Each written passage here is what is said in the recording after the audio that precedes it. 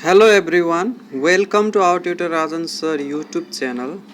आजको यस भिडियोमा चाहिँ हामी लिनियर प्रोग्रामिङको जति पनि कुराहरू छ, कन्सेप्टहरू छ विथ द सोल्भ क्वेसनको बारेमा हामी हेर्छौँ। यो एसई, एनइबी र बिबिएस फर्स्ट इयरको जुन बिजनेस स्ट्याटिस्टिक्स भन्ने हुन्छ त्यो सबै लेभलको लागि इक्वल्ली इम्पोर्टेन्ट छ है त।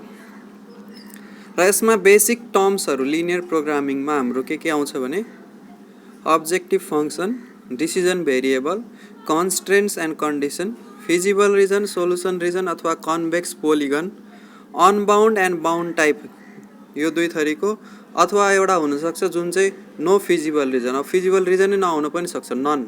अनबाउन्ड र बाउन्ड टाइप भन्दा नि नन खालको पनि हुन सक्छ। अनि अप्टिमल भ्यालु छ। अब यसको म डेफिनेसन भनेर बस्दिनँ, एउटा प्रब्लम लिन्छु, प्र्याक्टिकल प्रब्लम। यसलाई लिनियर प्रोग्रामिङमा कसरी फर्मुलेट गर्ने, कसरी क्वेसन बनाउने, यो क्वेसन यो ल्याङ्ग्वेजमा दिएको क्वेसनलाई हेरेर लिनियर प्रोग्रामिङको फर्मुला कसरी बनाउने त्यो हेर्ने, अनि त्यसपछि ग्राफिकल्ली कसरी सोल्युसन गरिन्छ यही क्वेसनको हेर्ने है त। अनि यसबाट हामीले के थाहा पाउँछ भने लिनियर प्रोग्रामिङको एक्चुअलमा प्र्याक्टिकल लाइफमा कसरी एप्लिकेसन हुँदो रहेछ भन्ने कुरो थाहा पाइन्छ। सो हामीसँग यहाँनिर एउटा प्र्याक्टिकल प्रब्लम छ। A firm makes two types of furniture, chairs and tables भनेर दिएको छ होइन। चेयर र टेबल बनाउँछ अरे एउटा फर्मले। अब profit from each product is calculated by accounting department. Accounting डिपार्टमेन्टले क्यालकुलेट गर्दाखेरि हरेक प्रोडक्टमा हुने प्रफिट कति रहेछ त, ₹20 पर चेयर। एउटा चेयर बेचे बापत 20 रुपियाँ फाइदा र एउटा टेबल बेचे बापत 30 रुपियाँ फाइदा हुने रहेछ। Both the products are processed on 3 machines A, B and C. त्यो दुईटै प्रोडक्ट बनाउनको लागि 3 थरी मेसिनमा तिनीहरूलाई प्रोसेसिङ गर्नुपर्ने रहेछ। अब काट्ने, छिल्ने, जोड्ने थरीको काम हुन्छ होइन। चेयरहरू, फर्निचरहरू बनाउँदाखेरि त्यो 3 थरीको मेसिनले डिफ्रेन्ट कामहरू गरेर यसरी प्रोडक्टलाई आउटपुट गरिदो रहेछ। अब यो कति टाइम लाग्छ चेयरको लागि, टेबलको लागि भनेर हरेक मेसिनमा एउटा यहाँ टेबल दिएको छ। अब मेसिन एमा हेर्ने हो भने चेयरको लागि त्यसले 3 घन्टा लिँदो रहेछ मेसिन एले। अनि त्यसपछि टेबलको लागि त्यसले 3 घन्टा त्यसै गरी लिँदो रहेछ। अनि मेसिन ए चलाउन सक्ने टाइम भनेको यहाँनिर आवर्स पर विक भनेको छ। मतलब हप्तामा टोटल कति चलाउन सकिन्छ मेसिन एलाई भनेर 36 घन्टा 36 आवर्सको लिमिट दिएको छ। भनेपछि 3 आवर्स त हाम्रो चेयरको लागि गयो, एउटा चेयरको लागि। अर्को 3 आवर्स कति एउटा टेबलको लागि गयो। भनेपछि टोटल म्याक्सिमम टाइम एभाइलेबल हामीसँग कति छ, 36 आवर। योभन्दा बढी टाइम हामीले युज गर्न सक्दैनौँ मेसिनलाई। योभन्दा कम युज गर्न सकिन्छ। अब बढी गर्न सकिँदैन, कम युज गर्न सकिन्छ, अथवा 36 नै पनि युज गर्न सकिन्छ। भने यो केसमा less than or equal to भनेर आउँछ है। किनकि 36 भन्दा बढी त गर्न सकिँदैन, योभन्दा कम गर्न सकिन्छ, अथवा यो बराबर गर्न सकिन्छ। त्यसै गरी मेसिन बीको लागि हेर्ने हो भने चेयरको लागि 5 घन्टा, टेबलको लागि 2 घन्टा, म्याक्सिमम 50 घन्टा एभाइलेबल छ हप्तामा। भनेपछि दुईटैको टोटल टाइम जोडेर less than or equal to 50 घन्टाभन्दा कम अथवा 50 घन्टा युज गर्न सकिन्छ। सीमा पनि त्यसै गरी दिएको छ। अब यसलाई how should the manufacturer schedule his production. म्यानुफ्याक्चररले आफ्नो प्रोडक्सनलाई कसरी सेड्युल गर्नुपर्छ टु म्याक्सिमाइज प्रफिट भन्नुको अर्थ कतिवटा चेयर र कतिवटा टेबल उसले प्रड्युस गर्यो भने हप्तामा उसलाई प्रफिट चाहिँ म्याक्सिमम हुन्छ। Use graphic model. अब यो ग्राफिक मोडेल भनेको छैन भने पनि यस्तो खालको प्रब्लमलाई हाम्रो यो एसई, एनइबी र बिजनेस म्याथमेटिक्सदेखि लिएर बिजनेस स्ट्याटिस्टिक्स सबैमा यो लिनियर प्रोग्रामिङको मेथडबाट गरिन्छ। अब यसको सोल्युसन हेरौँ है त। यहाँनिर अब्जेक्टिभ हाम्रो के रह्यो त, यो क्वेसनमा अब्जेक्टिभ के रह्यो त, म्याक्सिमाइज प्रफिट। हाम्रो उद्देश्य चाहिँ प्रफिटलाई म्याक्सिमाइज गर्ने। अनि त्यसपछि डिसिजन भेरिएबल भनेको के हो। अब डिसिजन भेरिएबल भने डिसाइड गर्नुपर्ने कुरा क्या। चेयर र टेबलको नम्बर डिसाइड गर्नुहुन्छ, फिक्स छैन नि यति गर्ने कति गर्ने भनेर। सो एक्स एउटा चेयर, वाई एउटा टेबल भनेर हामीले लेट गर्छौँ नि, हो त्यो एक्स र वाईलाई हामीले डिसिजन भेरिएबल भन्छौँ। माथि मैले त्यो बेसिक टर्महरू जुन भनेको थिएँ यहाँनिर प्र्याक्टिकली हामी हेर्दैछौँ है त। अनि त्यसपछि फर्मुलेसन अफ एलपी मोडेल अब लिनियर प्रोग्रामिङको मोडेल बनाउने क्वेसन बनाउँदाखेरि हामीले अब्जेक्टिभ फङ्सन लियौँ। अब्जेक्टिभ फङ्सन भनेको त्यो फङ्सन जसलाई हामीले म्याक्सिमाइज अथवा मिनिमाइज गर्छौँ। अब प्रफिट त हामीले कम्पनीले जहिले पनि म्याक्सिमम पाउने उद्देश्य हुन्छ नि त कम्पनीको, होइन, कम पाउने उद्देश्य त हुँदैन। टोटल प्रफिटलाई मानौँ मैले कुनै capital letter Z P A B C D जेले डिनोट गर्दा नि हुन्छ। अहिलेको लागि मैले जेडले डिनोट गरिदिएँ है त टोटल प्रफिट कसरी 20x + 30y भयो। त एउटा चेयरमा 20 रुपियाँ फाइदा थियो, एउटा टेबलमा 30 रुपियाँ फाइदा थियो। अब चेयरको नम्बर x वटा छ भने 20x चेयरबाट फाइदा भयो अनि टेबलबाट 30y भयो। टोटल प्रफिट दुईटैको जोड दिनु पर्यो। सो टोटल प्रफिट चाहिँ एक्ज्याक्टली यति हुने भयो। अब चेयर र टेबलको नम्बरमा डिपेन्ड गर्छ। अब यसलाई कति बनाउने गिभन कन्डिसनको आधारमा सो द्याट यो प्रफिट के होस् म्याक्सिमम होस्।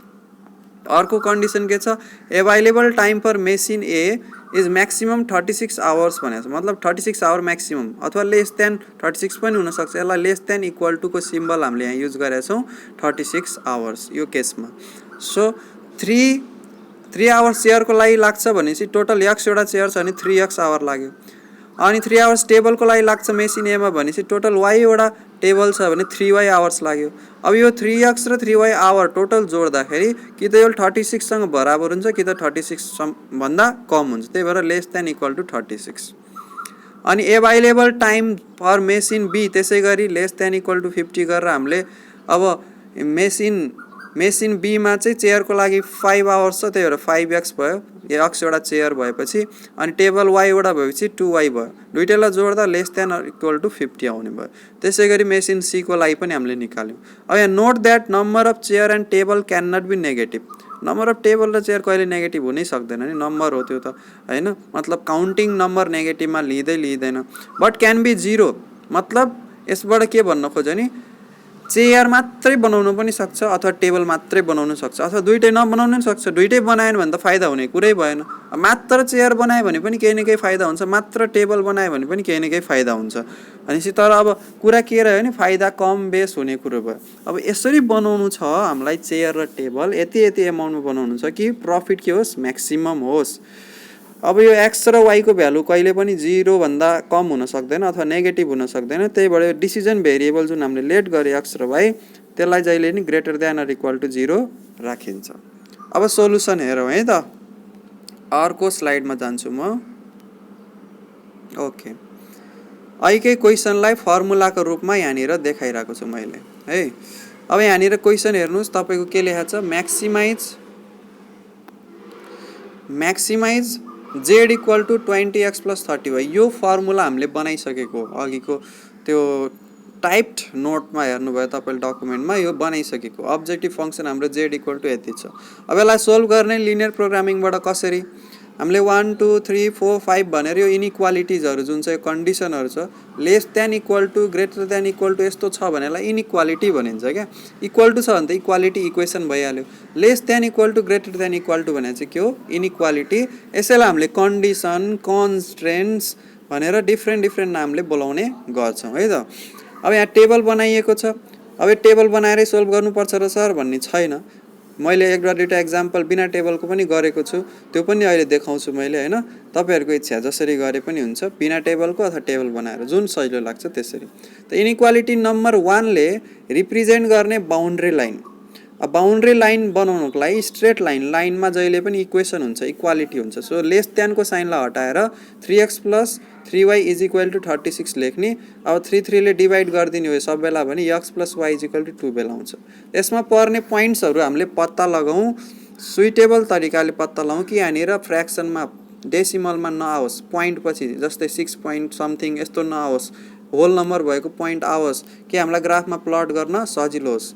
माइनस प्लस अब होल नम्बर भने पोजिटिभ हुन्छ, अब माइनसमा नि आउन सक्छ, पोजिटिभ इन्टिजर अथवा नेगेटिभ इन्टिजर यस्तो खालको नम्बर आओस् यसमा।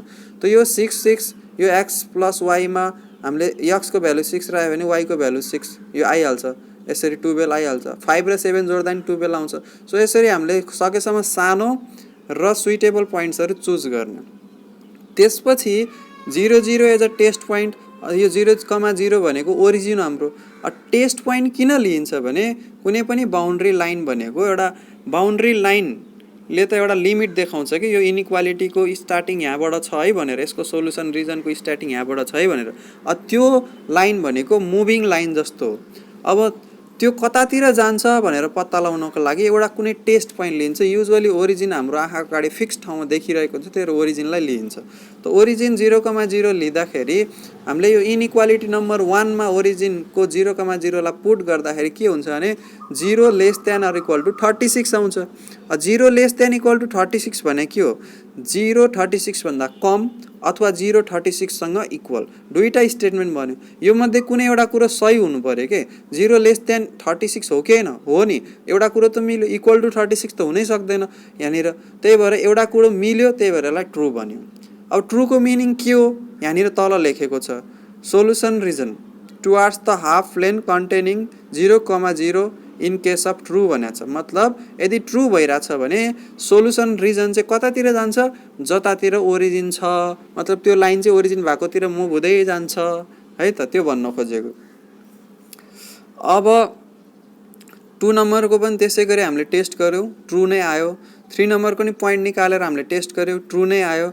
र यो एक्स एक्सिस र Y axis, X equal to 0 Y equal to 0 जुन यो 4 नम्बर र 5 नम्बरको छ, एक्स इक्वल टु 0 भने वाई एक्सिस जहिले पनि, वाई इक्वल टु 0 भने एक्स एक्सिस। अब यसमा एक्स इक्वल टु 0 को पोइन्ट निकाल्ने हो भने एक्स को भ्यालु जहिले नि 0 लिने क्या, अनि वाई को ठाउँमा चाहिँ 1 2 3 4 जे राखे नि भयो। त्यसै गरी वाई इक्वल टु 0 भने एक्स एक्सिस हो, यसमा चाहिँ वाई को भ्यालु जहिले नि 0 लेख्ने, एक्स को ठाउँमा 1 2 3 4 जे लिँदा नि भयो। दुईटा पोइन्ट हामीले दुईटाको लागि पत्ता लगायौँ। अब यहाँनिर 0 ग्रेटर देन इक्वल टु 0 आयो। अब यसमा 0 ग्रेटर देन 0 त होइन, तर 0 इक्वल टु 0 त ट्रु छ नि, भनेपछि यो स्टेटमेन्ट नि ट्रु हो। अब यसको मिनिङ के भयो भने 0 इक्वल टु 0 अर्थात् यो जुन लाइन छ, boundary line X is equal to 0, यो चाहिँ ठ्याक्कै यो ओरिजिनबाट पास हुन्छ, यो लाइनमै पर्छ ओरिजिन भन्न खोजेको। अब ग्रेटर देनले के भन्छ भने अब ओरिजिनबाट पास हुन्छ, अनि यो वाई एक्सिस पनि हो। अब ग्रेटर देन भनिरहेछ, त ग्रेटर हुनको लागि वाई एक्सिस कता मुभ हुनु पर्यो? लेफ्ट साइडमा मुभ हुनु पर्यो कि राइट साइडमा मुभ हुनु? त ग्रेटर मतलब पोजिटिभ भ्यालु पाउनको लागि वाई एक्सिस जहिले नि राइट साइडमा मुभ हुनुपर्छ। त्यसै गरी एक्स एक्सिस जहिले पनि अप्पर साइडमा मुभ हुनुपर्छ। सो यहाँ तल लेखिएको छ 4 and 5 represent the half plane in the right side of Y axis and above the X axis respectively भनेर त्यहाँनिर लेखेको छ। अब यसको ग्राफ हामीले प्लट गरौँ, plotting the above points in the graph when we do. यहाँ मैले ग्राफमा एउटा स्क्वायर बनाएको छु जसलाई मैले 1 युनिट, त्यति भनेको 1 हो है भनेर डिनोट गरिदिएको। यहाँ 1 2 3 4 5 यसरी मार्क गरिदियो, मार्क गर्दा नि हुन्छ नगर्दा नि हुन्छ, काउन्टिङ गर्ने हो मेन। अब यता वाई एक्सिसमा नि मार्क गरिदियो, यहाँ ओरिजिन छ। अब त्यसै गरी यहाँनिर लाइन नम्बर जुन 1 प्लट गरेँ मैले, लाइन नम्बर 1 को मतलब इनइक्वालिटी नम्बर 1 को जुन बाउन्ड्री लाइन छ त्यसको 6,6 र 5,7 त्यसलाई ल्याएर हामीले यहाँनिर प्लट गरौँ। 6 यहाँनिर छ, 6 र 6 त्यो प्लट गरिसकेपछि, त्यो दुईटै पोइन्ट प्लट गरिसकेपछि एउटा स्ट्रेट लाइन बन्छ। यहाँनिर 1 नम्बर मैले यहाँ मार्क गरेको छु, हेर्नुहोस् 1 आई कहाँनिर लेखेको छ, यसको यस्तो लाइन बन्यो दुईटै एक्सिसलाई कट्ने गरी। अब यसलाई मैले एरो देखाएर तलपट्टि मुभ भएको, यसरी तलपट्टि मुभ भएको as a whole line move भएको जस्तो देखिरहेछ होइन। कतातिर आइरहेछ यो लाइन? ओरिजिनतिर आइरहेछ। अब ओरिजिनतिर आइरहेछ किनकि यसमा ट्रु छ। त्यसै गरी 2 नम्बरको यो जुन लाइन बनाएको थियो हामीले, यो कसको लागि हो? 2 नम्बरको इनइक्वालिटीको लागि बाउन्ड्री लाइन 8,5 र 10,0 हालेर त्यो आइहाल्छ, अनि त्यो पनि ट्रु भएकोले त्यसलाई पनि ओरिजिनतिरै आएको देखाइयो। 3 नम्बरको पनि हेर्नुहोस्, त्यसको नि पोइन्ट प्लट गरेर ग्राफ बनाउँदाखेरि त्यो नि ट्रु भएकोले त्यसलाई पनि ओरिजिनतिरै आएको देखाइयो। अनि जुन एक्स एक्सिसलाई माथिपट्टि गएको एरोले देखाइरहेछ किनकि यसमा ग्रेटर देन थियो नि त। ग्रेटर देन हुनको लागि एक्स एक्सिस कता जानु पर्यो? माथि जानु पर्यो। मतलब एक्स एक्सिस माथि जानुको अर्थ वाई को भ्यालु पोजिटिभ आउनु पर्यो क्या, अनि वाई एक्सिस राइटतिर जानुको मतलब एक्स को भ्यालु पोजिटिभ आउनु पर्यो, ग्रेटर देन आउनु पर्यो, त्यो भन्न खोजेको के। ल यो ग्राफ बनिसकेपछि अब यहाँनिर डिफ्रेन्ट खण्डहरू कोठाहरू देख्छौँ। जस्तै मैले अब यहाँनिर पेन्सिलले केरेको एउटा स्याडेड पोर्सन हेर्छौँ, अथवा ब्लू इङ्क लगाएको, पिङ्क लगाएको, अनि यो ग्रिन ब्ल्याक यो डट लगाएको, कुन चाहिँ कोठा हाम्रो सोल्युसन रिजन हो? सोल्युसन रिजन भनेको यो सबै मुभिङ लाइन्सहरू जुन छ, यो इनइक्वालिटिजहरू छ, सबैको लागि कमन हुनु पर्यो। अब यो ग्रिन हो कि होइन भनेर चेक गर्नु, एउटाले मात्रै यदि त्यसलाई भेट्दैन, त्यो पोइन्टको पोइन्टलाई भेट्दैन, त्यो एरियालाई भेट्दैन भने त्यो हाम्रो लागि सोलुसन रिजन होइन। के त्यो ग्रिन डट लगाएको कोठालाई सबै लाइनले भेट्छ त? मात्र कुनले भेट्दैन यति मात्रै हेरौँ हामीले। हेर्नु, यो 1 नम्बरकै लाइन अथवा इनइक्वालिटी जुन तलपट्टि मुभ भइरहेको छ, यो त तलपट्टि आउने हो, त त्यसको पछाडि पर्यो। त्यसको पछाडि मतलब राइट साइडमा पर्यो यो ग्रिन कलरको, भनेपछि त्यसमा एउटाले त सटिस्फाई गरेन भनेपछि त्यो कोठा त हुँदै भएन। अब मैले डटेड लगाएको मतलब स्याडेड गरेको चाहिँ कसरी भयो? अरू लाइन चेक गर्नु तपाईँले त्यसरी पाउन सक्नुहुन्छ कि त्यसमा पर्दैन भनेर। कुनै एउटा न एउटाले त्यसलाई भेटेको हुँदैन।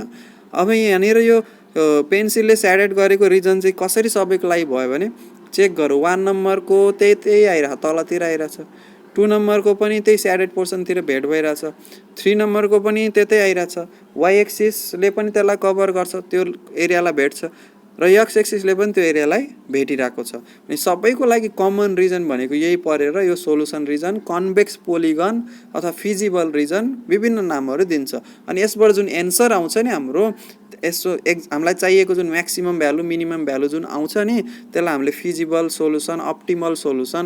अब अप्टिमल सोलुसनमा दुईवटा आउँछ, एउटा म्याक्सिमम भ्यालु अथवा मिनिमम भ्यालु। यहाँनिर चाहिँ हामीले म्याक्सिमम भ्यालु निकाल्छौँ।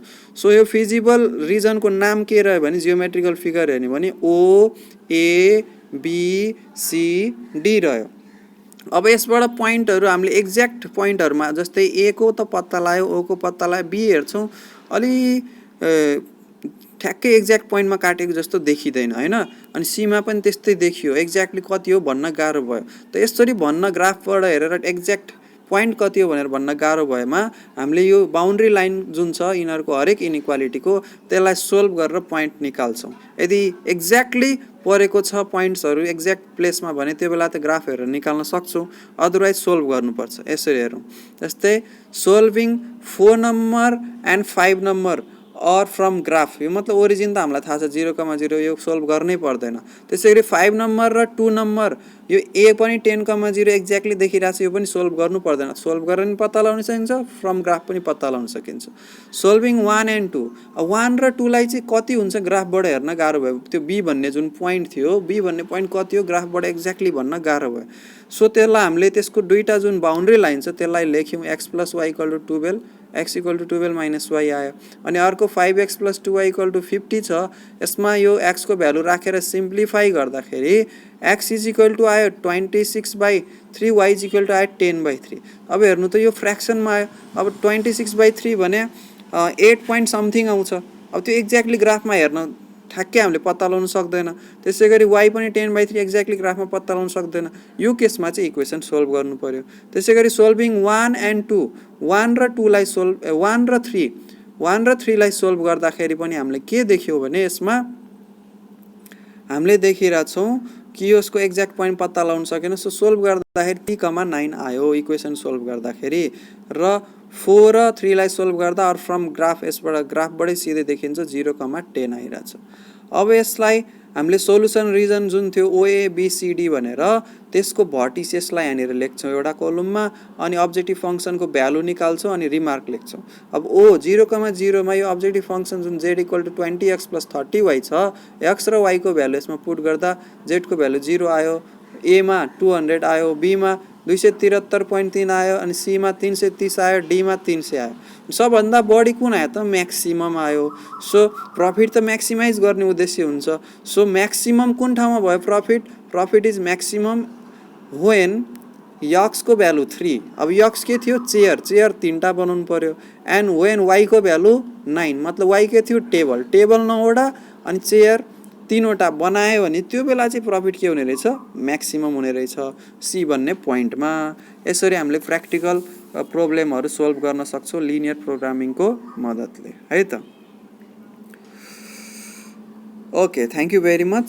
यो चाहिँ हाम्रो फर्स्ट भिडियो थियो।